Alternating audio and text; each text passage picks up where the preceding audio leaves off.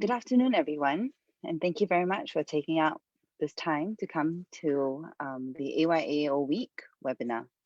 My name is Evelyn, and I'm one of the team members in the AYAO Team 2021. So as you know, the first week of April is AYAO Week, internationally celebrated across the world. As of for Singapore, we've decided to hold this webinar where we can share with the community at large about the needs of these patients on the adolescents and young adults oncology. So first off, for today's program, we'll be asking Dr. Eileen Poon to talk to us about some of the misconceptions, informations, and cancer facts for patients of AYAO. Dr. Eileen Poon is currently a consultant medical oncologist at National Cancer Centre Singapore. She obtained her medical degree from NUS in 2007 and subsequently completed her postgraduate internal medicine in National University of Singapore and did her postgraduate residency training in medical oncology. She also serves as the treasurer for Singapore Society of Oncology since 2016 and has a special interest in adolescents and young adult oncology, which she has initiated the AYAO support group in NCCS in 2017. Besides the clinical aspect, Dr. Poon is also keen to become an inspiring clinical educator who's able to individualize teaching strategies to help each young doctor reach their full potential. Dr. Poon has met wonderful inspiring mentors in her short career and recognizes the importance of educating our younger doctors in order to not just for science to be handed over, but also good doctoring. And this is a skill set which she feels is increasingly underrated, especially with all the technology advances in the world. So without any further ado, may I now invite Dr. Eileen Poon to share with her inaugural speech on the AYAO Week Seminar 2021.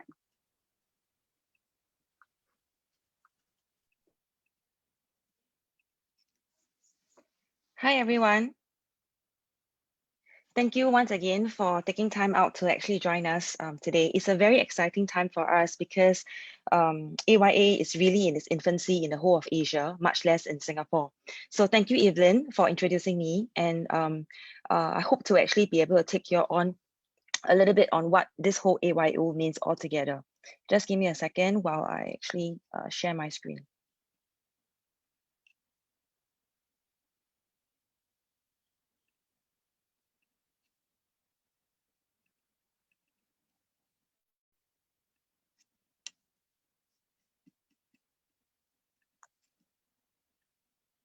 Okay, so yes, my name is Eileen, and I'm actually one of the consultants in National Cancer Centre, the Department of Medical Oncology. And really, today is, like I've said, our first webinar that we are actually doing. And we are kicking start this whole week of actually talks that we have actually prepared. And before I actually go ahead to start, I would actually want to start by sharing a story with you.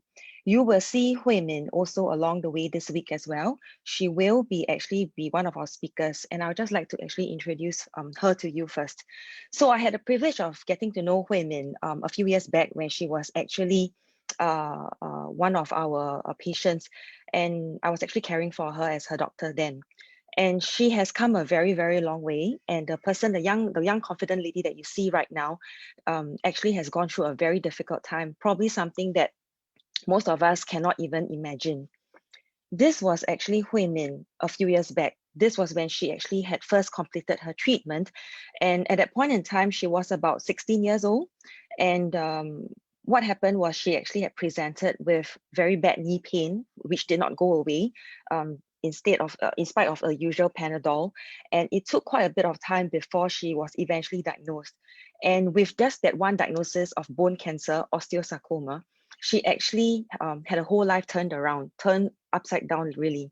She had to take 1 year off school, and she began a whole series of endless rounds of chemotherapy, which culminated in also a surgery, which required an insertion of a metal implant right in her left leg, which you can see as a scar.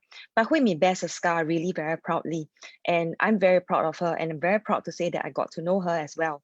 And she has gone through, and you would actually think that after all this treatment, she survived it, she's a survivor, and things should go smoothly for her. But is that really it? That's not really the case. And the reason why I say that is because despite having conquered cancer, she went on to actually face a lot of difficulties when she went back to school.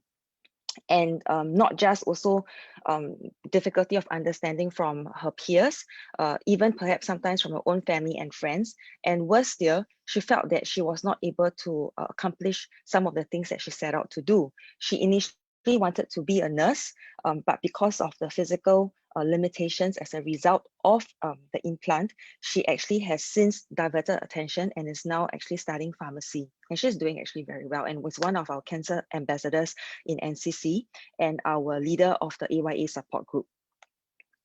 Now, before I move on, let me share with this with you.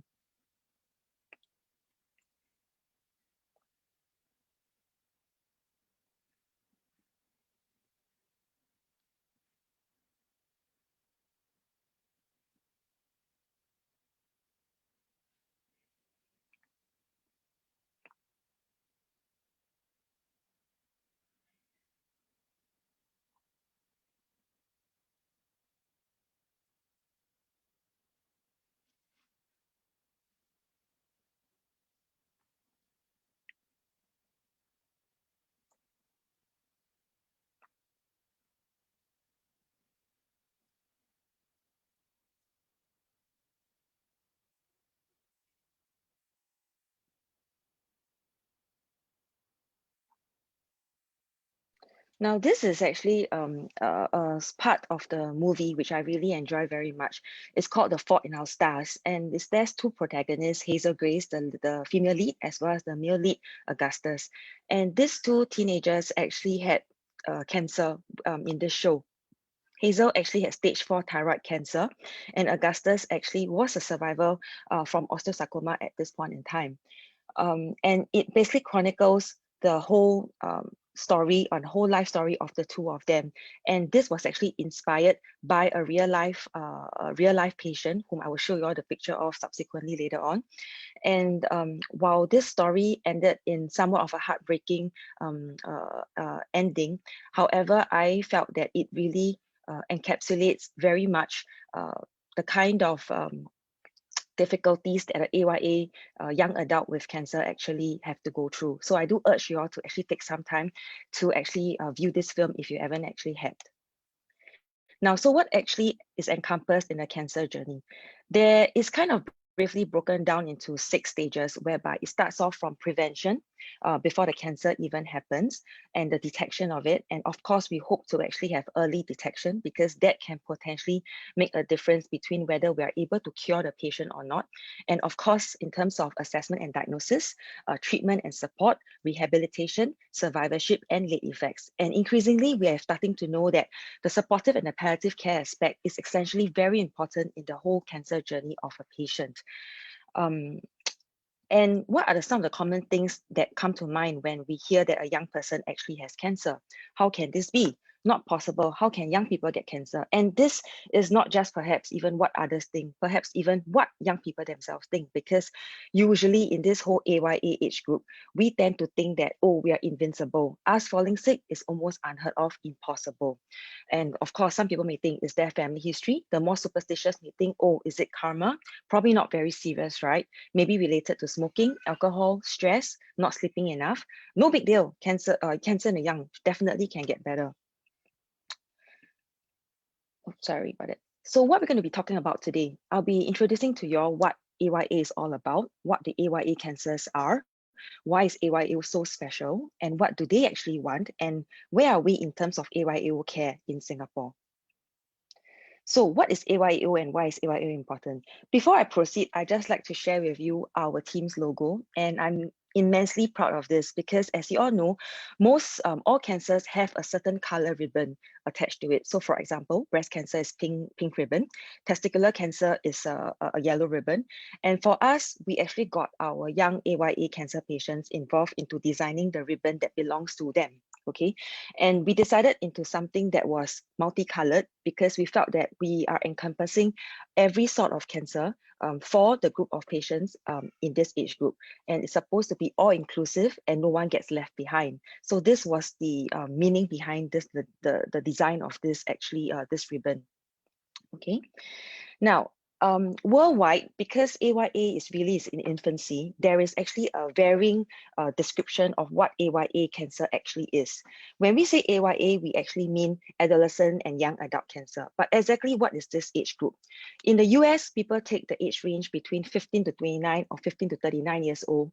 And in the UK, people take 15 to 24 years old. In Australia, New Zealand, and Canada, they take 15 to 29 years old. In some parts of China, 15 to 49 years old. For our center, we have adopted 16 to 39 years old at diagnosis. But obviously, this is just very arbitrary and it is not cast in stone. And the reason why I say that is because we have to take into consideration the context of the societal norms and also the culture. In Singapore, for example, when our people are actually starting to get married later, have children later, their concerns at say perhaps 42 or 43 when they're having their first kid or second kid is not very different compared to somebody who is say 36 years old and strictly in the AYA age range. So for that reason, although we put out a cutoff, but really if somebody in the extremes of ages have been diagnosed, do we want to include them? The answer is yes. So the range of AYA cancers is really unique, and the type of cancers changes as the age group changes. For example, breast cancer, colorectal cancer may be a little bit more predominant in the later extremes of ages, like say 39, 40, 40 something years old. But at 16, 17 years old, the more predominant cancers are things like, for example, lymphomas, germ cell tumors. These cancers are different from those that affect children and the older adults. By that, I mean those that are diagnosed before 16 years old and those that are diagnosed after 50 years old. The type of cancer and the age at which the cancer develops affects both the outcomes and the treatment options. Also, we have to bear in mind that a lot of clinical trials, not many AYA patients actually participate in them, and there is very few, in fact, hardly any at all, AYA clinical trials that's specific and meant solely for AYA patients. Okay, and late diagnosis is not uncommon. Just a word about clinical trials. In layman language, what is commonly thought about when we say clinical trials is people think that, oh, I'm going to be a guinea pig. Do I really want that? You know, in Chinese, we call it bai lao shu. But actually, we tend to also easily forget that without these clinical trials, okay, we wouldn't actually have the advent of all these treatments that's available that is proven to work. So for example, in a treatment of lymphomas, we know that for certain lymphomas, certain treatments are going to work very well. We have the assurance of how to actually treat these patients. How do we know that? It is precisely because there were clinical trials that were done before. Now, AYA patients, because of the age range, their physiological ages, the biological body and makeup, how they respond and how they behave may not entirely be the same as those who are in the pediatric, that means below 16 years old, and those who are, say, above 50 years old. So it is imperative, actually, to have clinical trials that is targeted and directed at our AYA patients. And why are they important? They are actually the economically viable part of the society. Increasingly, with better diagnostic purposes and also better know-hows and better understanding from the public, more AYA patients are getting detected. And as a result of improved supportive care, we do see an increasing number of survivors as well. It affects about 5 to 7% of those between 16 to 39 years old, and it's the leading cause of death in this age group. Just offhandedly, about 2,600 patients exist, okay, between 2015 to 2019 in NCC alone. And I can tell you really very much that this number is probably underreported.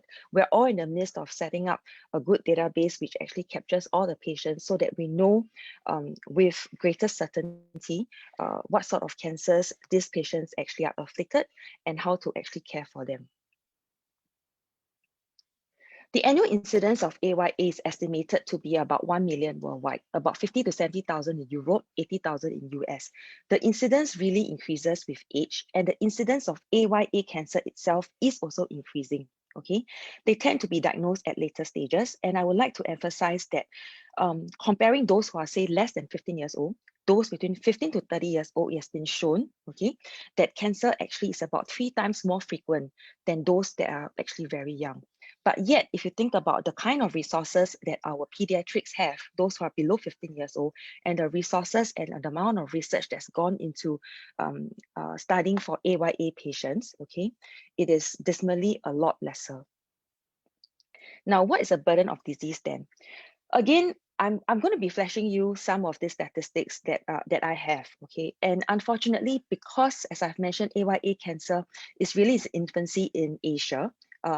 We are in the process of trying to also obtain our own data. So it's actually a very exciting period of research for us. But at the same time, a lot of our data is actually drawn from examples from the US or from the UK. Okay, now this is actually a table that was actually taken from one of the studies in US in 2010. And you can see on the left hand first column, it shows the age range between 15 to 44 years old. And you look across the males and the females, consistently cancer, or what we call malignant neoplasms, okay, ranks high up on one of the top 4 causes of cancer, okay, in this age group. And that is extremely alarming. Now, this is a very common graph that is familiar to quite a number of us. And let me just explain the graph a little bit. On the y-axis, the vertical bar is the survivor in terms of percentage. On the horizontal bar, this shows the age range from before 5 years old, okay, all the way to about 70 years old. The green dotted line shows the survival rate for those diagnosed with cancer between 1975 to 1980. The blue line shows those that are diagnosed between 1993 to 1998. Now, you can see at one glance that those that's diagnosed later have a better survival rate for various reasons, okay? And if you were to compare the difference between the two graphs, you will then be able to see that there is actually a disparate improvement outcomes between in these age groups. And this yellow area that's highlighted actually coincides with the AYA age range, which is those between 16 to 39 years old. And it is very obvious that while the rest of the extremes of ages actually have improved in terms of outcome and survival, those between 16 to 39 years old, in terms of outcomes and survival rates, they have not actually improved very much. And how do the outcomes also measure up? Okay, again, this is data from US. We have actually collated some data from Singapore, and all this is all being evaluated. And hopefully in time to come, we'll have our own local reports as well. And we know that the annual excess expenditures and in terms of annual productivity loss is between 2,000 to 3,000 US dollars. Okay, and this is strictly in those between 16 to 39 years old. And the excess burden continues into the period of cancer survivorship. That means to say, after they are cured from cancer or they are in remission, okay, what happens is that there is still an annual productivity loss of more than US $4,000 per person per year. And you can imagine what this can potentially mean for the economy as well. In terms of survival rates and outcomes, for acute lymphocytic leukemia, which is a common leukemia in the young, okay, what happens is that children have 80% cure rate, but this cure rate actually drops by 30% when they are diagnosed when they are teenagers to young adults. Ewing sarcoma, a kind of sarcoma, a soft tissue cancer that's very common for our young adults as well. The survival rates, OS stands for overall survival, and this survival rate actually drops drastically from the point you are diagnosed at less than 10 years old to all the way to more than 18 years old. The survival rates actually is very discrepant. And there are very striking differences between the Asia and European AYAs. Okay, we know that those in the rural areas, there is actually a very striking underprovision. There's more than 50 countries in Asia alone. And there has been actually reports to show that a lot of these countries are actually belonging to either the middle or lower socioeconomic status. As a result of that, when a country is still barely trying to survive, okay, or trying to build up its own infrastructure, understandably, the amount of resources that they can actually therefore put into a population of patients that may not be the majority becomes a lot lesser. And as a result of that, a lot of these rural countries, the patients do not actually get the care that they actually deserve. In addition to that, AYAs, they're actually treated by adult oncologists when they're diagnosed with a pediatric type of cancer. So for example, like something like say a rhabdomyosarcoma or say even an osteosarcoma like what Hui Min had, okay? Now, When they are diagnosed at 10 years old, for example, they would be treated in, say, a pediatric hospital, and they would be following chemotherapy protocols that is actually meant for pediatrics. But say osteosarcoma diagnosed at 40 years old, they would then be treated in an adult tertiary hospital. Now, is that always the best? To be honest, we don't have an answer for that. And the reason why there's a difference is because as we grow older, our physiological makeup actually changes, our biologic differences. There is a difference between ourselves as well as compared to those who are very young. So therefore, the kind of side effects that we can tolerate actually is not as good as those who are much younger. So as a result of that, the kind of chemotherapy protocols actually gets tweaked and actually gets changed. And does that actually affect survival outcomes? There's a possibility that it might as well. Hazardous habits are also popular in some Asian countries. And because of this thing about how young people think that they are invincible, sometimes the timing of the diagnosis also is affected. And if they stay very far away from a tertiary hospital, or if they are not aware that this is a problem potentially, they may not even seek treatment. Okay, and as a result of that, by the time they actually get diagnosed, it is not uncommon that we actually see some of the more unfortunate patients who are in not so progressed countries. When they come to Singapore for a second opinion, a lot of them are in the late stages of disease already. At the same time, there is also a problem in terms of actually treatment abandonment, as well as in terms of compliance to treatment. All this actually there's a huge difference between Asia as well as the European Western countries. So what is my group's mission? We want to empower AYA patients to live well, not just to live and survive, but to live well through cancer. We want to be able to provide age-appropriate, holistic, individualized care for AYAs diagnosed with cancer, to improve outcomes, and also to become Asia's leading center for AYA care. And I would like to emphasize age-appropriate, holistic, individualized care. That means to say to us, not every patient is not just a single number. Okay, every patient is a patient with a name, with a story, and it's only through that will we be able to make an actual difference to the care of these patients. This is the overarching view that we hope to be able to actually carry forward in time to come. Okay, we want to actually reach out to the public and to our patients, not just only at diagnosis. We want to reach them even before diagnosis, all the way through diagnosis, through investigations, through treatment, through survivorship, all the way till the end. And of course, this also means talking about things that may not be very pleasant, such as in terms of palliative care. When our patients no longer have a cure in sight, we have to therefore be able to still give them hope and be able to turn our focus of care, not just in trying to cure the patient, but in terms of trying to make them more comfortable and to add value and meaning to whatever that's remaining. Now, on to chapter 2, I'll talk a bit about what are the common cancers in AYA, the burden of disease, and perhaps what the risk factors are. Now, this is drawn from our NCC website, and this is in general across all ages, the kind of common cancers that we actually see in Singapore. Okay, and high up, you will see things like colorectal cancers, lung cancers for the male. For the females, things like breast cancer, colorectal cancer, they are more common. This data is from 2016 from NCC, and what we see is that this is all the various cancer subtypes, and you can see one look straight ahead that it is actually very different. It is not the same profile as what we actually see for the general population. And again, this is the sarcoma subtypes. I have a slide specifically for sarcoma alone because sarcoma actually feature very prominently in the AYA group, okay? So we do need a proper database because there is an inaccurate reflection of numbers and potentially some conditions. And what we are actually hoping to see is that, in about 2 to 5 years time, we hope that we will be able to give a clearer picture of what these 3,726 patients actually are and not just a number. We want to know more about them and how to actually treat them. Okay, this is a breakdown of the different kind of cancers that we see across the ages in all the different years that we actually have. Okay, and just as an example, between 16 to 20 years old, we have patients who are more commonly diagnosed with lymphomas and sarcomas, which is the green and the yellow ones. I'm going to go back a slide. If you compare this to across the age range, whereby you actually see things like breast cancers and colorectal cancers or head and neck cancers predominating.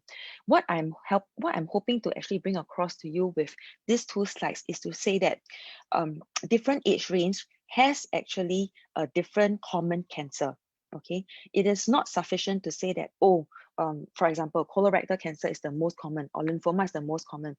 We therefore focus all our energy on that. That's not going to be quite possible, and it will be foolhardy to actually do so. And also, as we've mentioned before, 1 million of AYA patients worldwide, and there's actually 400 to 500 new AYA patients that we see in NCC yearly.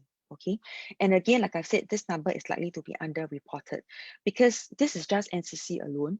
We are, if you want to also think about potentially some of the patients who may have fallen through the cracks, who have not been actually diagnosed or sent to NCC, or they are at the other hospitals, this number actually is a lot larger if you were to think about it.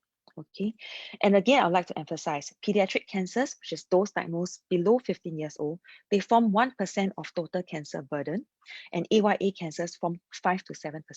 So let's stop and ask ourselves, why is it, okay, that we are not focusing more on this group of patients? This is again data from the US, okay, and they have projected the number of cancer survivors from 1977 all the way to 2022. And you can see it's actually a huge increase in numbers, okay, and this is just cancer survivors alone. We are not counting in those numbers of patients who have been diagnosed but who have not made it. So what are some of the risk factors that we should actually think about? Things like environment, okay, radiation, perhaps from previous treatment, lifestyle, for example, things like too much alcohol, too much fatty food, too much smoking, chemicals, various viruses, and of course, in terms of time. What do I mean by time? Timely diagnosis is extremely important. A person who actually presents 1-2 weeks after the cancer has started to cause problems compared to somebody who presented, say, 6 months to a year after they presented with problems would definitely, in terms of outcomes, potentially be very different. Okay, this is an excerpt from NCCN, one of the cancer guidelines that oncologists actually refer to. Okay, so this guy, this lady called Connie, she said that I was supposed to leave for college this week. I was diagnosed. Instead of going to parties at my new school that week, I had to decide if I wanted to freeze my eggs, which would delay treatment, or to start treatment immediately, so I could start college the next fall rather than winter. What 18-year-old is prepared to make a decision about a future family in 1 week? So this is said by a lady who is a Hodgkin's lymphoma survivor, and she was 18 years old when she was diagnosed. And you would imagine that somebody who's 18 years old would already be a little bit more mature compared to, say, somebody who is 16 years old. And to say that a person has 1 week to make such decisions, to be honest, is actually already considered very fortunate, in inverted commas.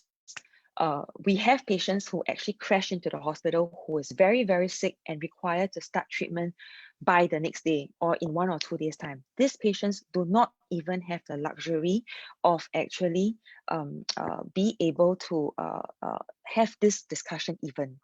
Okay, so in chapter 3, I'll be talking about some of the common unique problems. Okay, what do we mean by age-appropriate and individualized treatment and education? In terms of work, school, life disruptions, we'll speak a bit about fertility preservation, treatment-related toxicities, sexual intimacy, and relationships. So why are AYAs so special? You may think about it. So they have stagnant survival rates. Remember the graph that I showed you earlier on, the yellow portion, which have shown very, very little improvement compared to the extremes of ages. Okay, and what we believe as doctors is that every person, if they live long enough, can potentially get cancer, because as your cells actually start to turn over along the way, the process, some of it may actually go haywire, and sometimes the cancer preventing bricks can be lifted, resulting in cancer developing. Okay, now if a young person actually develops it at an earlier age, okay, this means potentially that the cancer is very aggressive, which is what we translate into saying bad biology. Okay, so if they have bad biology, potentially they can be a lot more aggressive. They warrant treatment a lot faster and quicker and more aggressively. There can be early signs likely to be missed, leading to a long lag time. They have little or no health insurance because a lot of times they are not even financially stable. There's no trained personnel to actually care for this group of patients. There's a low clinical trial participation rate. There's a lack of consistency in treatment approaches and in terms of compliance and intolerance to treatment, because everything else in life seems to supersede. For example, if you have a kid and then you felt a lump somewhere, you would think that, oh no, I have to take care of my kid first. I'll sort this out when I have time. Okay, or for example, I can't make it for treatment appointment today because of work, because of this meeting that I have to go. If I don't go for this meeting, I may have problems managing at work.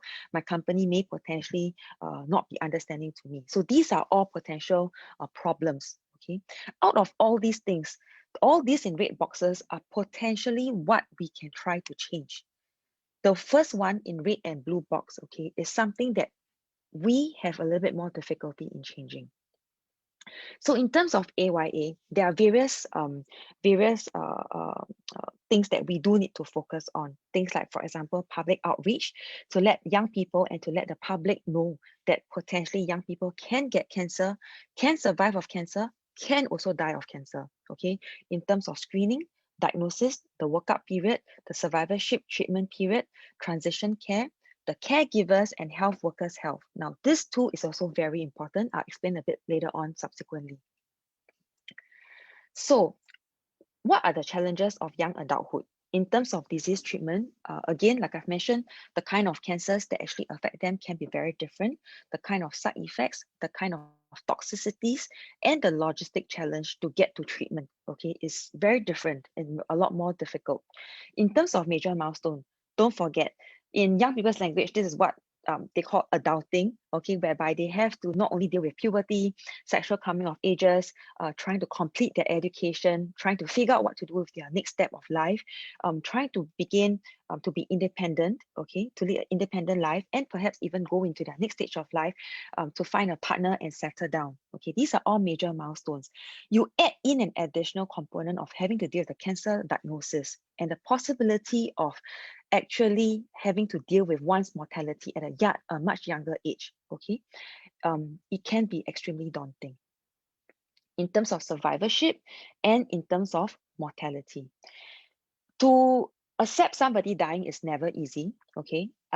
Say, for example, somebody is 80, 90 years old, an old person who has passed away. Now, definitely it is still a sad event, okay? Something that we do not want to have to face, but you kind of backtracked it to, let's say, what if somebody who is 17 or 18 or even 25 years old passing away?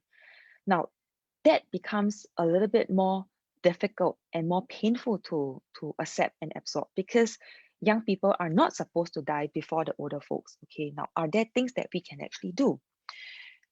And there are various skill sets that AYEs are expected to have developed. Things like intellectual maturity, social maturity, emotional maturity, sexuality maturity. All these things which even as say somebody who is 35, 40 or 50 or even 60 years old may not even have developed all these skills. We expect somebody in this age group to actually have developed them and to be able to cope with the diagnosis of cancer. Can you imagine how difficult this can potentially be? A bit about late diagnosis. So AYA group, people tend to feel that they're invincible, or even if they don't consciously think that I'm invincible, no one actually thinks that I would fall sick. It is not quite possible. A knee pain is unlikely to be cancer. A knee pain is likely because I've sprained my knee, or I've done something, I've injured my ligament. The likelihood of it being cancer very seldom crosses the thought. Okay, so in fact, this has ended up resulting in the possibility of people having to visit a doctor between 3 to 5 times, okay, before a cancer diagnosis is suspected. And if you think about it, this can potentially significantly delay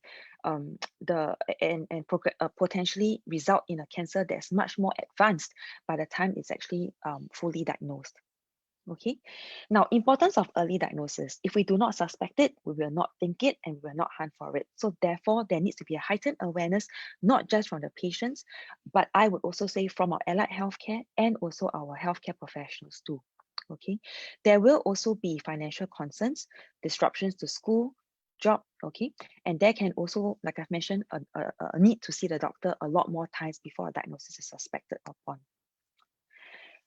Fertility preservation. Now, this is very important and something that I find it is not commonly understood or commonly talked about, because people all have this misconception or idea thinking that, oh, um, uh, first of all, it's very expensive. There's no subsidy.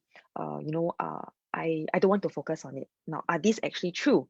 The truth of the matter really is that fertility preservation is not something that is entirely new. Okay, it has actually started since the 1600s, and increasingly we have had more and more successes. Okay, and the government actually has started to sit up and take note, and there are actually subsidies that's actually available. Of course, not everybody is going to be able or suited. So say, for example, the extract that I shared with you about the Hodgkin's lymphoma patient, Connie, who had to make a decision about fertility preservation in a week. She had the fortune, okay, in inverted commas, because no one is actually lucky to be diagnosed with cancer, obviously. She had the fortune of that 1 week to make a decision whether or not she wants to have her ovaries preserved, her oocytes preserved, okay. Some people who crash in very, very sick, acutely unwell, they do not have that luxury of time to actually come to even make that decision. Okay, they do not even have the option to even think about it. And these are the options that's actually available. Okay, obviously, uh, different countries have different laws. In Singapore, to have embryo freezing, you actually require the patient to be married, the lady to be married, and the sperm to then be from the husband, and they will fertilize the egg in vitro in the lab and then freeze the entire embryo, okay, or to freeze the egg. Things like ovarian transposition occurs when, for example, if a patient has, say, womb cancer and they need radiation, for example, they therefore would bring the eggs, they will do a surgical procedure in order to bring the eggs out of the radiation field to somewhere safe so as to minimize the amount of damage that's actually dealt to the ovaries. Okay, ovarian tissue cryopreservation means to say that we extract some tissue from the ovaries and store it. This is still an experimental therapy. Okay, now what we have actually in recent years started to do is actually the use of what we call hormonal treatment. It's an injection that is given to try and cause the eggs to go to sleep. By getting the eggs to go to sleep, we're hoping that they produce and lose less eggs in the process, and then subsequently, when the patient has finished treatment, then we can actually try to wake the eggs up again, and hopefully the patient would be able to conceive naturally if they would want to. For men, it's a lot simpler in that sense because we do sperm banking, but that again, of course, as what I say, simple is not necessarily that straightforward. Not everybody will be able to have sperm of quality that is actually going to be suitable for storing. Some people may have contracted certain infections, and some people just because of religious purposes or cultural beliefs are not able to actually partake in this process. And the other possibility is testicular sperm extraction. This is also, again, not always available. All right. There are some other family building options, things like adoption, okay, which is available in Singapore. Now, surrogacy is not available in Singapore. It's actually illegal in Singapore, but it is available in certain other countries. All right. This was the hormone treatment that I was talking about, and this was actually done in the studies in a group of breast cancer patients. So we are in the process, we are hoping in time to come, be able to tell whether if we were to extrapolate this to other groups of cancers, whether the effect of using hormone to try and put the ovaries to sleep, will it be as successful? This is again a guideline that I'd like to share from NCCN. I highlighted this box. You can kind of discount the rest. It's a very busy slide. I'm sorry about that. But just look at the yellow portion. And I'm bringing this to attention because we tend to try to skirt around the issue. Okay. In fact, in the Western population, more than 50% of the physicians, the doctors, actually do admit that they do not actually properly counsel the patients for fertility preservations for various reasons. One is that because it's an emergency setting. So if you don't save the patient's life, there's nobody to even consider doing fertility preservation for. Number two, the doctors themselves may not actually have as much or up-to-date knowledge about fertility preservation. Or number three, the option in that hospital may not be potentially available. Or number four, the family or the patient may be a little bit too high-strung, or thought to be too high-strung, or thought to be too nervous because of the diagnosis, that we are not able to discuss this option. However, there have been retrospective studies, meaning to say patients who have actually finished their treatment, and some studies were done to kind of talk to them and to get them to rethink about what happened in the past if they were given the opportunity to discuss this, and whether they would have had preferred the opportunity to discuss this if they hadn't had that chance to. And you'll be surprised that more than 60-70% of them, in fact, up to about 80% of them, actually say that they would have preferred to have this discussed, even if it means that the ability to be able to conceive or to get pregnant in future or to have a kid is next to zero. They would still have preferred to know it from the outset.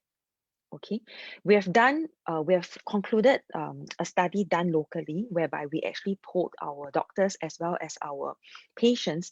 That is being evaluated, but we do see some early signs of it also tending to slant towards this direction. Okay, so one of the things that my team is hoping to do is to also educate more physicians as well about this need to actually speak to our young people about this thing about fertility as well as sexual health and function. Hearing what the patient wants. I think a lot of times we potentially may assume what other people want, or what the young people want, or as parents, especially in the Asian society, whereby parents have a lot more say over the lives and health of a younger person. Okay, sometimes it can be difficult to actually know what these young people actually want. And I find it personally very rewarding, to be honest, to actually build a rapport with my young patients, because I think that in order to get them to be able to partake and take on some responsibility over their own health, it is important for them to understand what they're dealing with. And you may be surprised that for people whom we think that, oh, they don't have that maturity to, oh, we shouldn't worry them, oh, we shouldn't scare them, they'll be disappointed. Actually, a lot of them would like to have an idea of what's going on, so that they can also be able to think about why is it important for them to not miss this particular treatment or this particular scan, for example.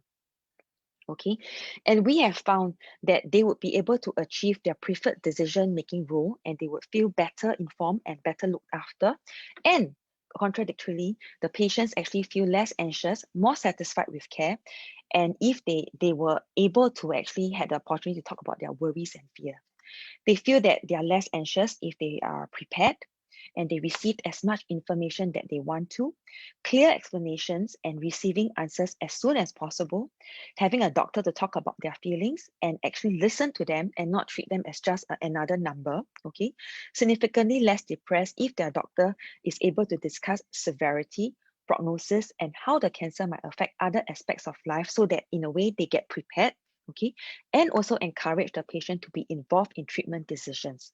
Sometimes, for example, like I've had patients who required, say, 5 days straight of chemotherapy. Because of the fact that they cannot get used to staying in hospital, they end up wanting to do it as outpatient. But sometimes doing that may not be possible because of logistics reasons. And I find that they get very appreciative when sometimes we may not be able to make what they want happen, but if they know that we really did try, okay, or even give them or meet them halfway, say for example, 2 days in hospital, 3 days as outpatient, they would be very appreciative about it. And as long as they understand and recognize that we are on the same line as them, okay, they would be a lot more participative and cooperative. And they and I would and I would speak from personal experience that a lot of my patients actually feel that empathy makes a difference. Meaning to say that you actually sit the additional 5 minutes or 10 minutes to sit down and actually talk to them, okay, actually does make a difference to them altogether. Okay. This is a study from the US again. Okay, this is actually very interesting. A group of teenagers, young adults, consisting of caregivers as well as patients and some physicians, some doctors, they were actually polled into asking them about what are the research priorities that they think are important in the upcoming years, okay, in the upcoming near future. So this was a study done by the NCRI, the National Cancer Research Institute. Um, I would skip this. The important thing that I would actually want to bring across is this graph actually. What is mentioned here is the Asian British, okay, which is the reddish box, which is this red box, and this red box here. This column refers to those who are young people. This refers to the spouses or the caregivers, and this refers to healthcare professionals. If you notice that this reddish box, which represents Asian or British Asians, or Asians British, okay, they are actually the minority, okay? And we are, I'm putting this slide up there because I'm trying to emphasize that a lot of research and a lot of work is needed in this area in Asia. The reason is because assuming that all this research is what our Asians actually want, while it may not be very much different, there could be certain things that is left out because we do not know what our Asian AYAs, Asian healthcare workers think is important to our patients. And unfortunately, this has been the situation for a lot of studies. So a lot of work is actually ongoing in the process. Okay. Now, palliative care and AYA. This is something that is actually not very pleasant. I will recall a story whereby about 2 years back was one night, one evening whereby I had very much nearly wanted to tender my resignation letter because I had signed the do not resuscitate order for a very, very young patient.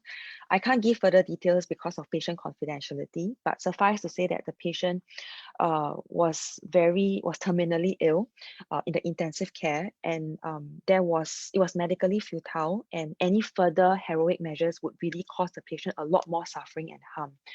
That very evening and that very night when I had signed that order, I had walked around NCC for almost, I think, half an hour or so, and I couldn't stop crying. And it was extremely difficult because that boy was only 16, 17 years old, and that boy was not meant to die. And it is not easy to care for a young person with cancer. It is also a lot more not easy to care for somebody who is actually terminally unwell, who is a young person. There are various psychosocial needs, there are physical needs, there's end of life care, important to how to actually bring it to them, whereby we don't want them to lose faith and hope as well. And yet, when we talk about hope in a person who is terminally ill, what kind of hope are we actually talking about? Is there hope still available? I would actually challenge you and say that, yes, I think that there is, okay, but it's a hope for a different kind of a future, and hope for them to actually be at peace, to be as pain-free as possible, and of course to try and also support whoever that who is left behind. And I bring this up because, again, from the Western population, it's been shown actually that the majority of patients, of AYA patients who are terminally ill, they do not actually want to die in hospital, but up to 60 to 80% of them actually end up dying in hospital. And is that necessarily the kind of outcome and what we actually want to do for them? So this is a guide whereby young adults can actually voice how they actually want to die. Is that important? I actually do think it is. Okay, as much of living is important, the whole process of dying is also very important, and it is very different when you care for somebody who is, say, 25, 30, as compared to somebody who is 80 years old who is dying. there are obviously mood changes involved in when a young person, when a person is diagnosed with cancer, okay? And the symptoms of depression, anxiety can range between 16 to 42% in the general cancer population. And on top of that, an additional 20% report like low mood, okay? We do not have actual statistics yet, but we do know that younger patients, because of the fact that they are not emotionally as mature as somebody who is older, it has been shown that they're consistently associated with higher rates of mood changes and psychological distresses. There are also diagnostic challenges and potentially barriers to presentation in this age group, and also because of societal misconceptions, especially in Asia. Just talking about, say, depression may potentially be taboo. Now, is that necessarily helpful to our young patients? The answer is no. Okay, and AYA patients frequently have to confront the loss of an imagined future for themselves, and this can precipitate a grief reaction. And it's not just only in terms of lifespan that we're talking about. We're talking about in terms of, say, what they can or cannot achieve in future because of various things. For example, a person who may have to lose one limb, okay, and wanted to actually be a musician, okay, that may pose a problem, all right? And we have found in various studies that there have been increased prescription rates for medications used to try and sedate the patient for anxiety and for depression. Okay, but because not enough study and research has gone into this area, exactly why they were prescribed, how they were prescribed, and whether was there actually dependence as what the public generally feel with this medication is, we don't know for sure. Okay, but what we have shown is that clinical distress can be up to 60% in any AYA group. Okay, and AYA patients are 5 times more likely to report post-traumatic stress symptoms. That means after the whole diagnosis and after the whole treatment of cancer, they can be 5 times more likely to report post-traumatic stress. Okay, and AYA patients are 2 times more likely to have clinical levels of emotional distress, and they are 2 times more anxious and 2 times more likely to have somatization. What this means is that I am cured from lymphoma, for example, okay, and then I have a headache, all right, and this headache after 2 or 3 days, it doesn't go away, okay, or let's say I may be very stressed about something and it appears as headache, and potentially I may get very anxious and distressed, thinking that this is likely to be a recurrence of the lymphoma. Not just lymphoma, any form of cancer. Our patients, unfortunately, they have been dealt with a set of unfair hand, okay? And what happens is that they end up always worrying whether or not the cancer will recur. And they're 80% more likely to report clinically relevant impairment in mental health and 5 times impairment in the health-related quality of life. Okay. Now, in sexual intimacy relationships, being Asians, generally, this tends to be a lot something that we tend to shy away from. But it has been found actually that cancer treatment can result in short and long-term effects on sexual function, and there can be low satisfaction resulting in mood changes. Again, all this seems to come from Western population, and again, I stress there's lots of work to be done in this area. Financially, it's been very difficult as well for patients because a lot of them may not have enough coverage, not enough insurance, and a lot of them, they may have other bills that they have to deal with. For example, childcare bills, school fees, how do they actually manage? So a lot needs to be done to help them stay afloat and get ahead. Now, this, I emphasize, is not an advertisement, but I must say that kudos to AXA. They have come up with the first plan in Singapore that's designed actually for cancer survivors. Of course, there's fine print involved, but I do urge whoever who are cancer survivors, do take a look at it and see if this is helpful to you. In terms of treatment-related toxicities, the aim of treatment, obviously, a lot of times is to cure. If not cure, prolong life. And I would say that improving quality of life is oftentimes as important, if not more important, than prolonging of life. Okay, and we have to balance the benefits and toxicities. And in terms of toxicities, we talk about things like toxicities to the heart, cardiac toxicity, renal toxicity to the kidneys, hearing, okay, to the nerves, okay, and also in terms of eyesight, teeth, bone health, in terms of metabolism. All right. Now, what is most important to them and what should be said and what should not be said? What are the taboo topics and why is AYA survivorship special? And what are the genetic risks and screening needs? A lot of my patients tell me that they want to be treated as normal. And that was the whole concept of how our support group was actually formed about.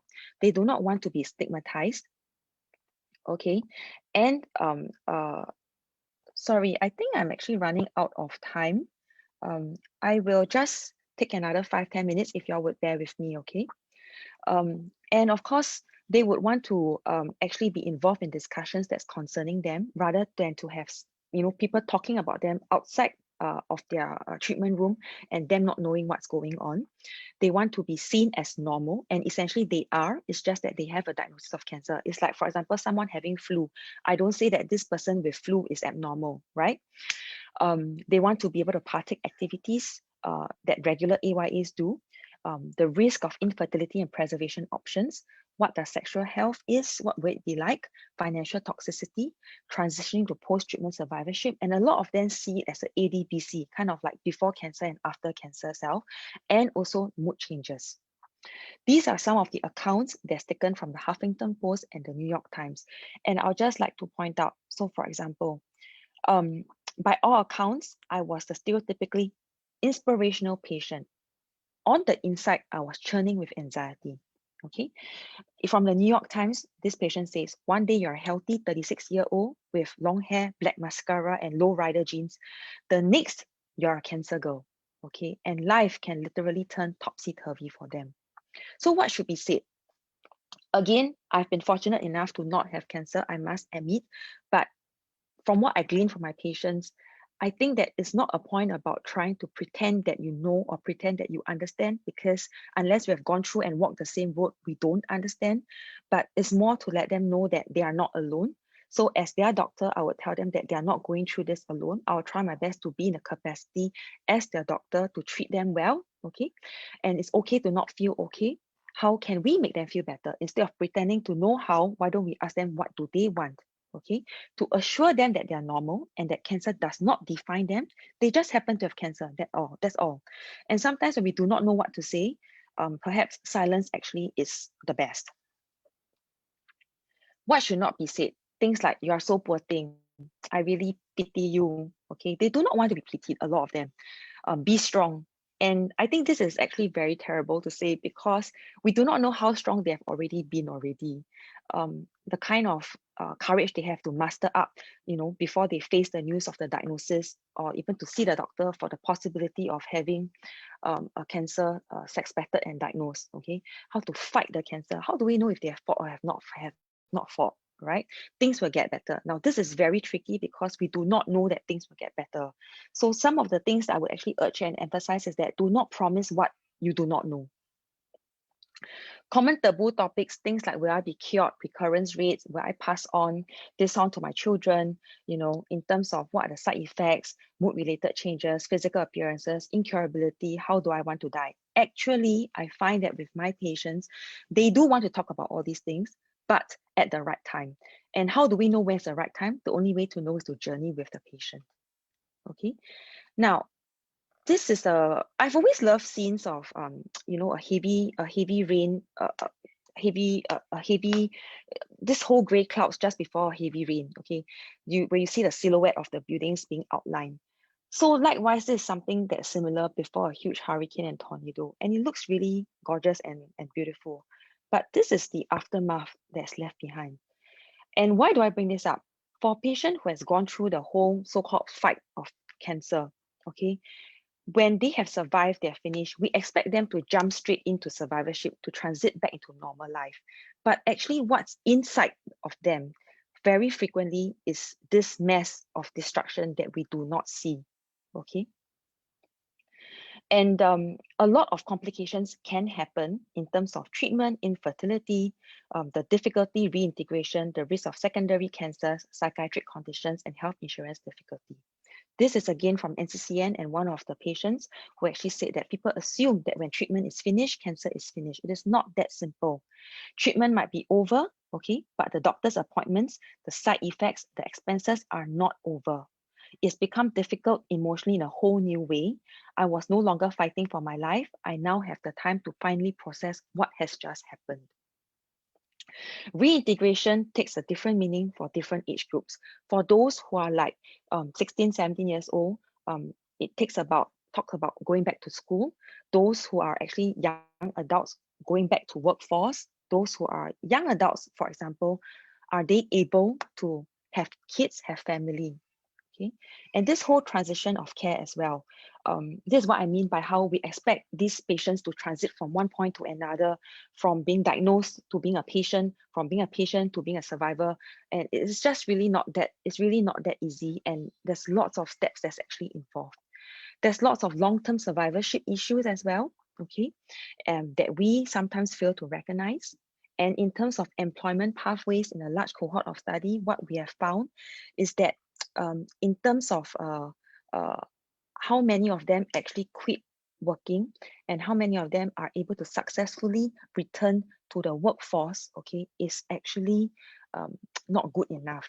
We ought to aim to let almost 100% of them be able to return to the workforce if they do not have a reason that really stops them. And adherence and compliance. Now, this is important because a lot of how we deal with survivorship issues, how do we screen for secondary cancers, problems with side effects, is by expecting them to be able to comply and come back for follow-ups, comply with screening, okay? And we have found that up to about 40% of them actually end up skipping treatment and even skipping follow-up appointments. And all this could be due to a lot of things such as competing obligations and also the maturity, all right? I will touch a little bit about genetic risk and screening needs. I want to emphasize that while genetic syndromes is known, okay, however, having said that, only a very small number of AYA cancers have an inherited mutation, meaning to say that the majority of young adult cancers actually are passed on because it had occurred. It is not because of it being inherited from other people. And whether or not they need to be screened will depend on the individual risk profile and family history. Otherwise, the screening for cancer will take the advice of what's done for the country. And when you decide that there could be something that's inherited is, for example, certain kind of familiar cancer syndromes. So for example, if we have, say, stomach cancers, breast cancers, ovarian cancers happening every generation, okay, in one family, we want to think about it. If every generation has somebody having cancer, we want to think about it. But if, let's say, not much cancer history, or like, for example, people developing cancer, say at 70, 80 years old, that's unlikely to actually be a genetic component to it. With regards to young survivors, we want to screen them with regards to side effects, second cancers, heart problems, because some of the treatment can affect their heart, such as radiation or chemotherapy. Metabolic syndromes, mean to say that we do know that patients who have survived cancer tend to put on weight a lot more easily, and they tend to potentially lead a not so healthy lifestyle, a more sedentary one. There can be hormonal dysfunction, psychological distress, and not forgetting general health. Okay, and what sort of care is AYA available globally and locally? There are centers available in some parts of US, UK, Canada, and Australia. Virtually none in Asia otherwise, and all these in the Western countries are not Asia directed. Okay, and what happens is that in Canada, for example, they have groups and their task force, okay, that's actually set up to try and improve the care for young adults. What's significant is that this is actually supported by the government and supported by huge amounts of philanthropy. For the pediatric patients, we have huge amounts of philanthropy supporting it. People are starting to recognize geriatric treatment, geriatric oncology, and again, a lot more investment is being poured into it. But for AYA, not as much is known about it.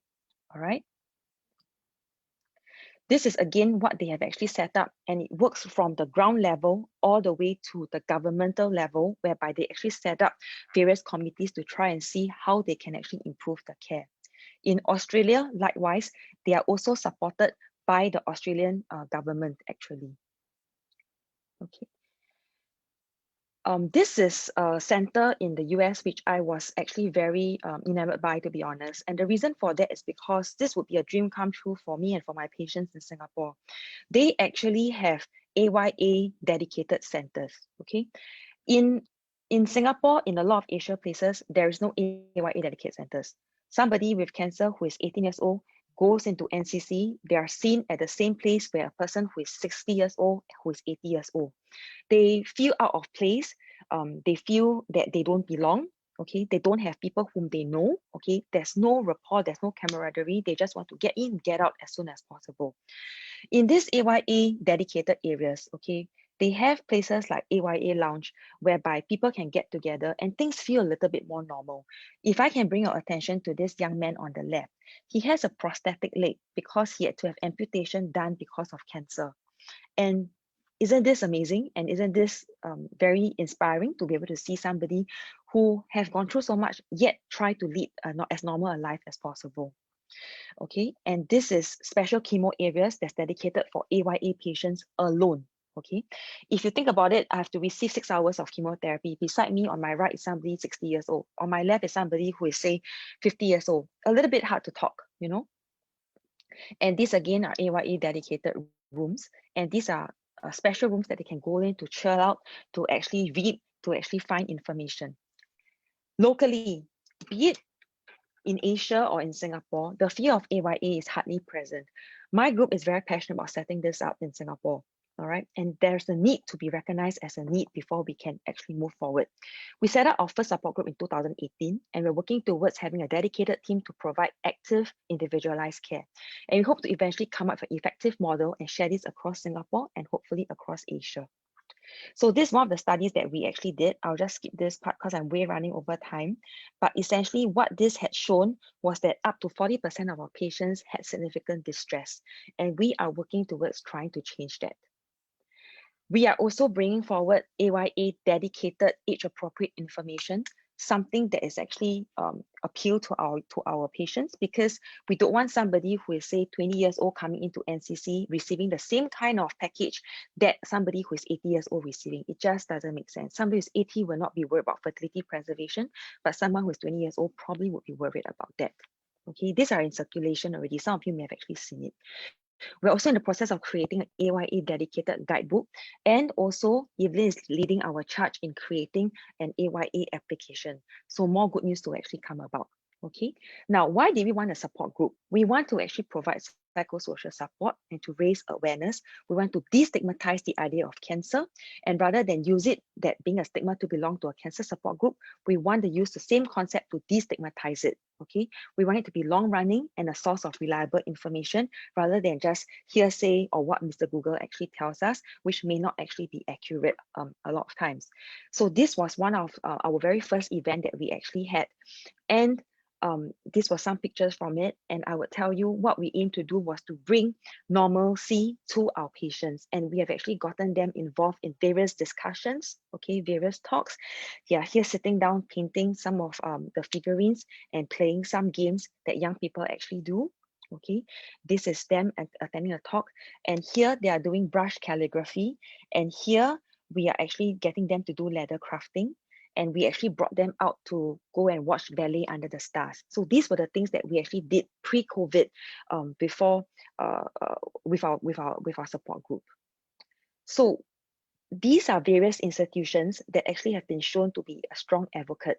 Okay, Immerman Angels is actually set up by this guy who actually had testicular cancer, and what he wanted to do was to actually connect patient with a similar cancer, similar outcome, okay, with another person, sort of like a mentor who has gone through similar things, okay. We are trying to replicate that in Singapore. Not the easiest, but that's what we're also trying to do, because at least these patients have gone through similar things and will be able to empathize and share a lot more easily. Live Strong also has something that's called the Family Building Options tool to help you identify what is actually available to you, okay. Again, I'll just quickly skip past this. These are some of the websites I would like to share, whereby they actually talk about inspirational cancer stories. These are the sort of the advocacy and the kind of programs that's actually available overseas. Okay, they also have things like FinAid, whereby they actually come up with scholarships to help support young people who are going back and reintegrating back into society, who may have had to stop school or stop their education because of various reasons. Right? So back to my very first slide where I showed you this whole movie scene from The Fault in Our Stars. The lady on the left with the oxygen tank, the oxygen cannula, her real name is actually Evangeline Earl, and she actually was the one that the film was actually inspired by. This guy, he's called Stephen. He had colorectal cancer at the age of young, early 30s. And before he actually passed on, he helped to raise £1 million to try and bring awareness to young people with cancer. And along the way, you also have various people with cancer who are young people who are trying to live their best life. And it will not be possible if we don't get enough help and support for them. All right.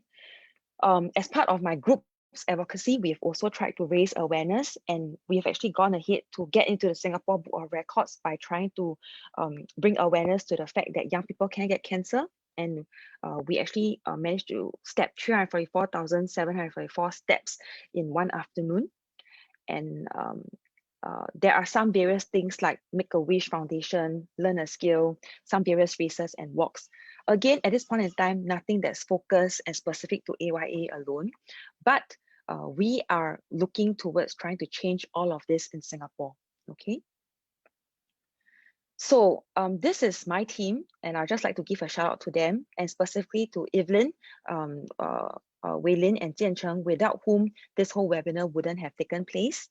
And I just wanted to talk a little bit about self-care, because I can tell you that those of us who have experience actually caring for a young patient with cancer, it is certainly not easy. It takes a toll, and you bring a part of you, really carry them with you, okay? And it is difficult, but we do have to actually take care of ourselves as well. If not, we will not be able to care for them.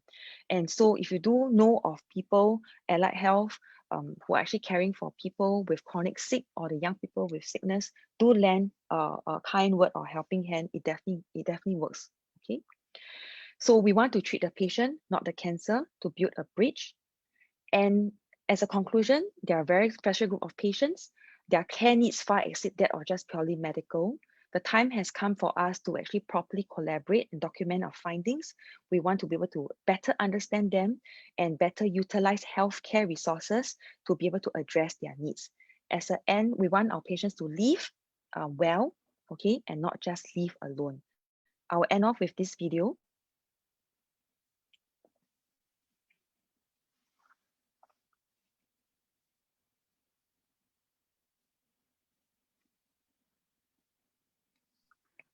Sorry, Eileen, there's no music. I think you have to take out your earphones to hear.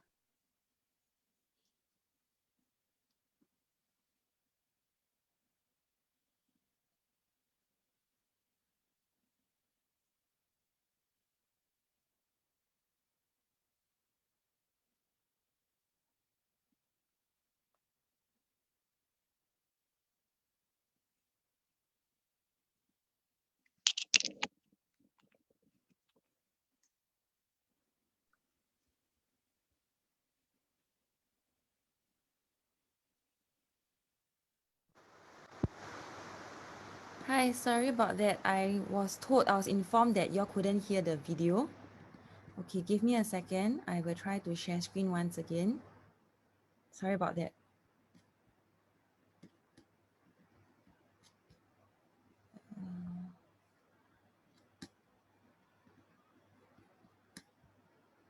And we said no.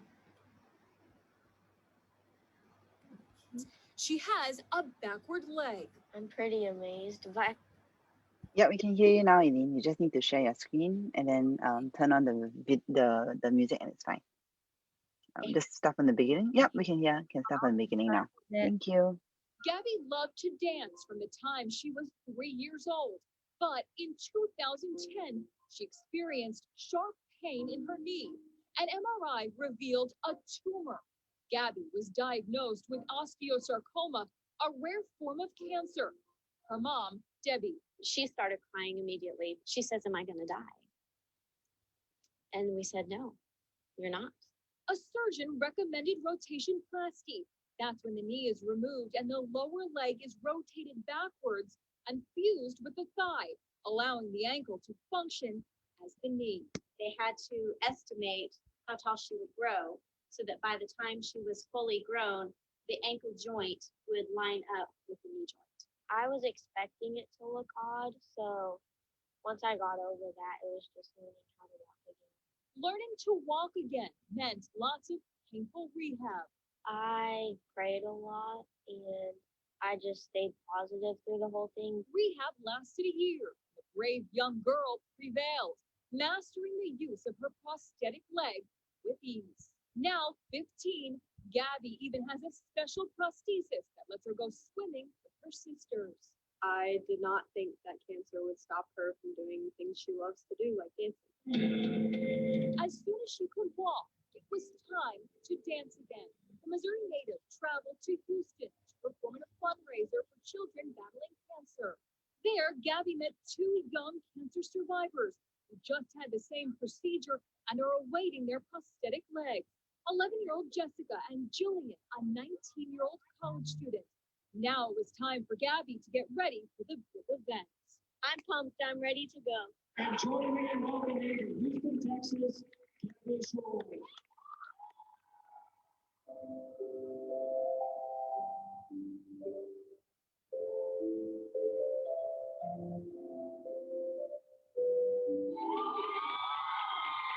Her foot may be backward.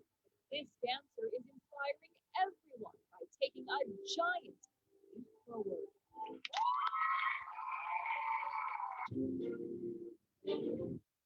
Yep. So thanks everyone once again. And I hope that with this, we are able to remind ourselves that we actually want them to live well and not just to live. I'm sorry to overrun. I would be happy to take questions.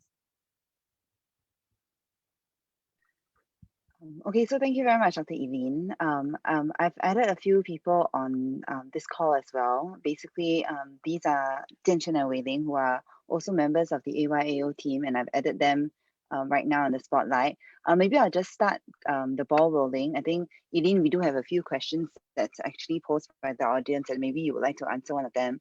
I think the first question was actually posed by someone in the public, and they asked, what can patients do to actually help or contribute to the AYAO team? And what can the general population and the youth in the community do to help? So thank you for that question. And I must say that I'm extremely happy to actually see this question because to be honest, we need help. We need a lot of help in areas whereby we can actually help to encourage our youth and young adults to actually continue. And the whole idea is to try and bring normalcy back. So what are the areas that we can help with? For example, in terms of funds, definitely fundraising is one thing. Secondly, in terms of helping them to reintegrate back to society. In your daily life, if you see that you know that young people with young adults with cancer, make sure you try to include them rather than to exclude them. Okay, make sure you be able to help them along. So if you have classmates, for example, who may have had cancer, try not to ostracize them. Okay, try to help them along, especially when they come back to school and come back to work. Okay, and of course, if you're in the area, if let's say some of you the audience who may be in a capacity to actually help to actually be recruiting staff, do not turn away young adults who actually are in remission from cancer. And if you're actually in the ability to actually have various services, like for example, we have worked with people to do leather crafting, pottery, so if you do have this kind of context, it'd be great to actually pass them on to us. That would be very helpful because we're always on the lookout for organizing events that will help to normalize the whole cancer experience for our patients. Okay, if you do, the other thing also, of course, is to spread the word. If you do know of somebody who have long time been complaining of a symptom that doesn't go away, then do encourage them to actually get it checked out as well. Okay, that's a great question, I think, and I think I actually wanted to introduce everybody to Wei Lin. So Wei Lin is our program coordinator of the AYAO, and Jianchen's also here as well in the spotlight video, which you will see them later when they talk. But so I just wanted to say that Wei Lin deals a lot with our program, and Jianchen is really the face of our AYAO, because patients actually will go to him directly for anything that they need. And maybe Jianchen and Wei Lin, you guys can share some things about what perhaps patients can do to help to contribute, or if anybody in the community do want to have something or to participate in some of our events, what can they do in their position as an individual in this global community lah. Sorry to arrow you off. No problem. Hi, this is Wei Ling. Actually, with Jin Chen, right, manages the AYA program in the sense that support groups, events, so research, the research part. So if anybody would be interested, we would really love to have some AYAO champions who can really drive our support group events, and things that you would like to have. Then we can also organize some events for you all to join. Yep, that's about it. Didn't you got anything to add? Okay, since William already mentioned about the support group parts, maybe I just mention more about the research. So actually, yeah, we have a few research ongoing, and we may just approach the patients to help us with the study. And most of the case, they actually no need to do physically come down extra time and so on. Just obtain the consent and give us maybe a short questionnaire to understand your understandings and so on. And in the events, we also want to spread the awareness to others, like if we have enough data in the future, we may lead to the clinical trials and other things that really can make a difference. Yeah. And just to bring across that point as well, just doing clinical trials doesn't mean necessarily all medical work. We do have apps, and we do have interventions and medical apps that we want you guys to actually use and participate in lah. Okay, so let's go on to the next question before we run out of time. I'll just ask another 2 more questions. I think that's done. I think we do have quite a lot of female audiences in this group. And I think one of the questions that they do ask, and especially Eileen did cover a little bit of that, is like, would a female going through puberty or going through that whole period of coming to understand the treatment and everything, especially during fertility or the fertile years, would they actually face earlier menopause if they were to go through whatever treatment it is? So thank you for this question again. Well, this is, as what Evelyn mentioned, was briefly touched upon. There's actually a lot of aspects of AYA which I'm not really able to cover in this short period of time. But the short answer to that is possibly, okay?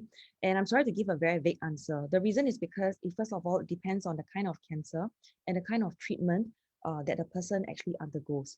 So there is some of a risk stratification in a sense that if a person says, if their treatment requires for their ovaries to be removed, then yes, for sure, they will definitely go into early menopause. If their treatment requires for them to have very strong chemotherapy, whereby they have more than 1, 2, 3 agents of chemotherapy being used, the duration of treatment is very long, then there is a likelihood that they may actually be subjected to early menopause as well. Yeah. Okay, and I think we'll just come up to the last question, and I think this is something that I truly also feel very strongly for. And this question is actually surrounding the fact that for cancer care, especially for the young adults, it's not just about medical care. There's a lot of other allied health that also participate in the care of the patients, including physiotherapists, medical social workers, geneticists, and things like that. And that's something that we want to make aware as well. So someone did ask that generally we do know that cancer rehabilitation, be it physical rehabilitation or occupational rehabilitation, is very effective in cancer recovery. And how is that take-up rate seen in an AYAO population? And is it not supposed to be available to everybody who has cancer? Thank you for that question. For sure, it is supposed to be available to any patient of any age that requires it.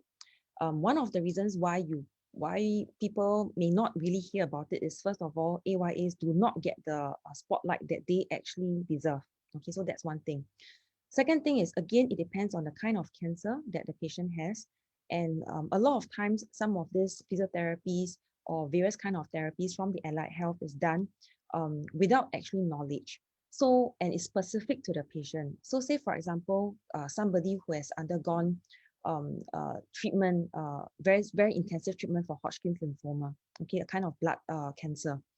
And they get very deconditioned and they get very weak because they've been hospitalized in between because of various infections and things like that. So the kind of physiotherapy that they require would involve things like getting them to maintain their muscle strength and getting them to remain strong. Some other people, for example, who may require surgery to amputate a certain part of the body or to have a metal implant, this is slightly different. They would then require physical physiotherapy, whereby the aim of it is to try and strengthen the muscles, and occupational therapy to try and get them eased back into regular life. There are some patients whereby the cancers is, say, on the vocal cords, okay? They may require speech therapy subsequently in order to help them to speak again, or in order to even just to swallow regularly so that they can have food. So the short answer is that everybody is supposed to be entitled and open to the whole possibility of having physiotherapy and any form of therapy that they require, but it's just a matter of matching what is actually necessary. What is important, however, is that the kind of allied health that we actually have at this point in time is generalized. It is not AYA specific. And it would be great in time to come if we have people from various subspecialties and various allied health who is actually AYA trained, so that they would be able to take care of the needs of the AYA group a little bit better. All right, I think we had a great session today, and thank you very much, everybody, for coming in today to just listen to our talks. Before I end, I just wanted to give a shout out to tomorrow's talk as well. We're going to have Victoria, Dr. Victoria. She's from the Division of Supportive and Palliative Care, National Cancer Center, and she works very closely with our patients as well as the family members of our patients. And she'll be sharing some tidbits as well as some personal snippets of her experience in working with the caregivers of AYAO patients. So once again, thank you very much for coming down today. I'm really very honored and glad that everybody's here. 74 people, that's great, wonderful. So thank you very much, everybody. And for that, have a good evening. Goodbye. Thank you, everybody. Thank you. Bye.